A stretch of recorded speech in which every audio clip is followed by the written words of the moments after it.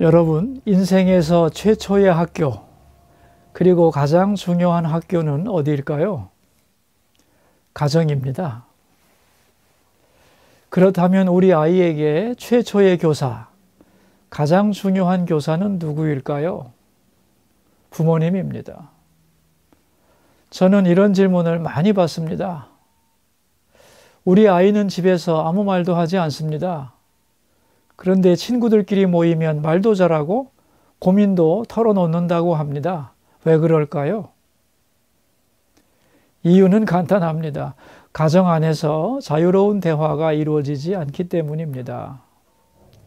자녀들이 말을 해도 부모가 공감하지 않기 때문이죠.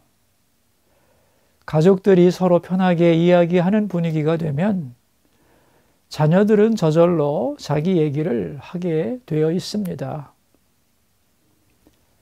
자녀에게 어떤 가치관을 심어주어야 하는가? 세상의 가치관이 아니고 성경적인 가치관을 심어주어야 합니다.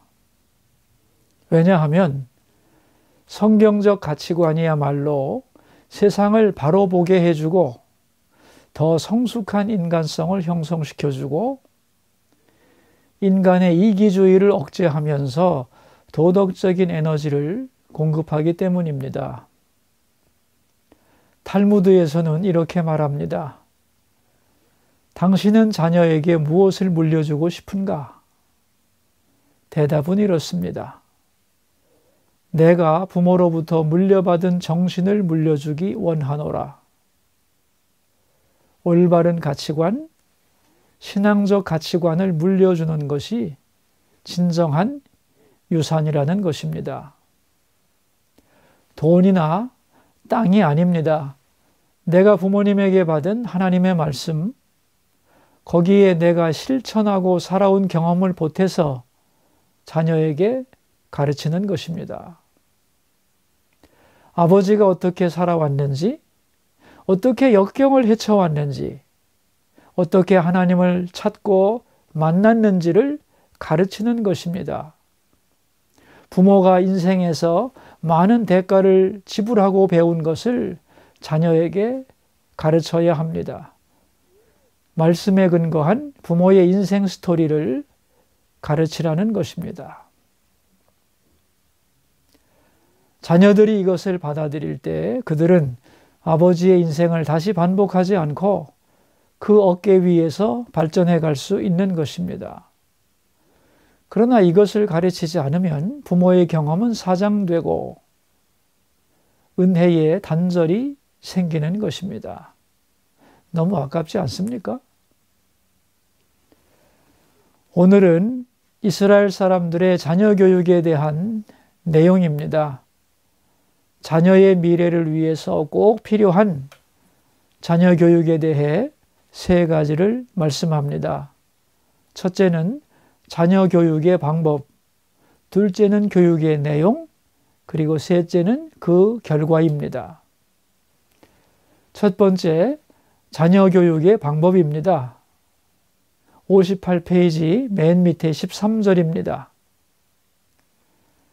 아이를 훈계하지 아니하려고 하지 말라. 무슨 말일까요? 어떤 일이 있어도 자녀를 훈계하라는 것입니다. 훈계란 무엇인가 하면 윗사람이 아랫사람을 가르치는 것입니다. 여기서는 부모가 자녀를 교육하기 위해 사용하는 여러 가지 교육 수단을 종합하여 훈계라고 부릅니다. 많은 분들이 훈계를 부정적인 개념으로 생각하는데 아닙니다. 칭찬도, 격려도, 위로도, 꾸중도 다 포함하는 폭넓은 개념입니다. 왜 훈계를 해야 하는가? 철학자 칸트는 말했습니다. 인간이 신이라면 교육은 불필요하고 인간이 짐승이라면 교육은 불가능하고 인간이 인간이므로 교육이 가능하고 또 필요하다. 사람답게 살려면 배워야 한다는 것입니다. 그런데 말로 훈계해도 안 되면 어떻게 하는가? 13절 뒷부분입니다. 채찍으로 때릴지라도 죽지 아니하리라. 자녀를 때리는 것을 합리화시키는 말이 아닙니다. 채찍이란 훈계의 극단적인 방법을 예로 든 것뿐입니다. 어떤 경우라도 훈계를 포기해서는 안 된다는 뜻입니다. 성경에서는 자녀를 막 때리라고 했는가? 아닙니다. 자녀를 노엽게 하지 말라고 했습니다. 사실은 때리는 것도 방법이 있습니다. 맨 먼저는 맨손으로 때리는 것은 인격을 모독하는 것이기 때문에 반드시 일정한 도구를 사용해야 합니다.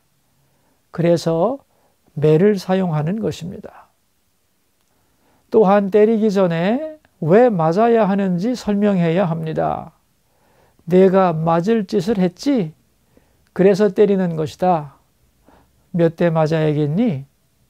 이렇게 본인의 허락을 받고 때리는 것입니다.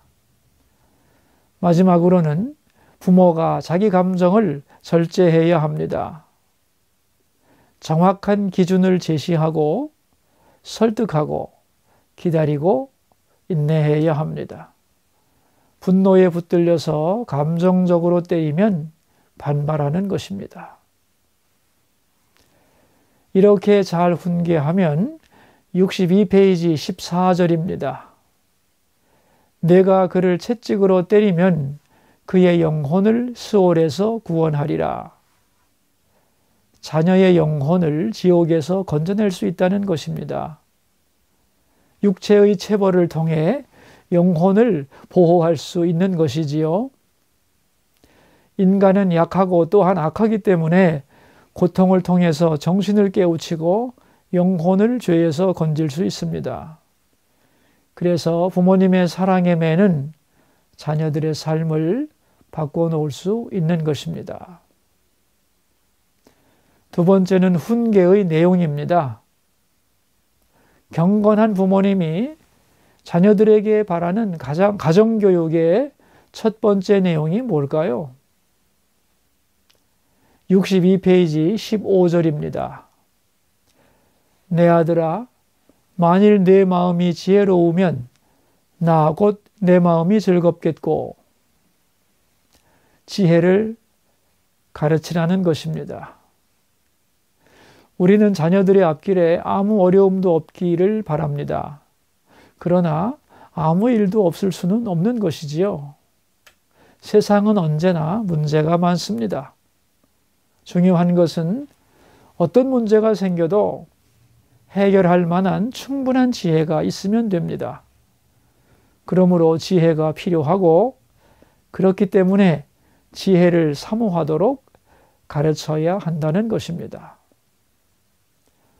두 번째 내용은 63페이지 16절입니다. 만일 내 입술이 정직을 말하면 내 속이 유쾌하리라. 정직을 가르쳐야 합니다. 자신과 다른 사람 앞에서 정직할 것을 가르치라는 것입니다. 그런데 정직하게 사는데 방해물이 있습니다. 63페이지 17절인데요.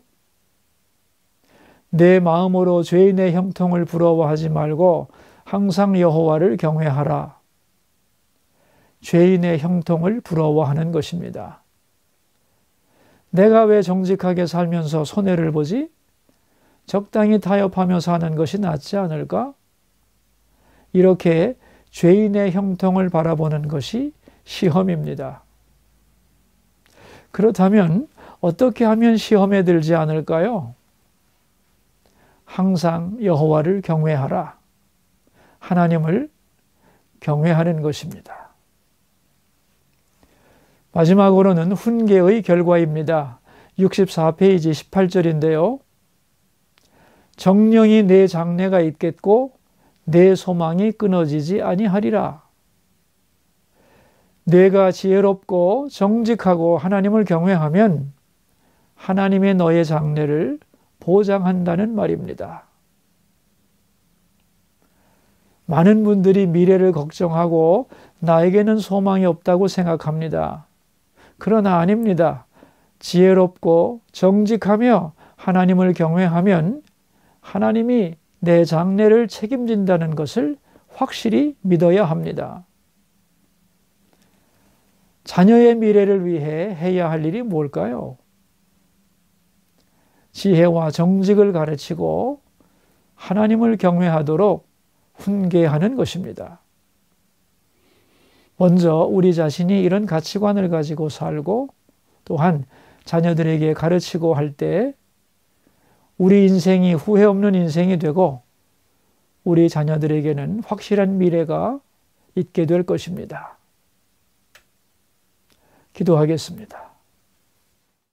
살아계신 하나님, 부모로서 자녀의 미래를 위해 훈계를 아끼지 않게 하소서. 지혜와 정직을 가르치고 죄인의 형통을 부러워하지 말고 여호와를 경외하면 하나님이 반드시 장래를 책임진다는 것을 가르치게 하옵소서. 예수님 이름으로 기도합니다. 아멘.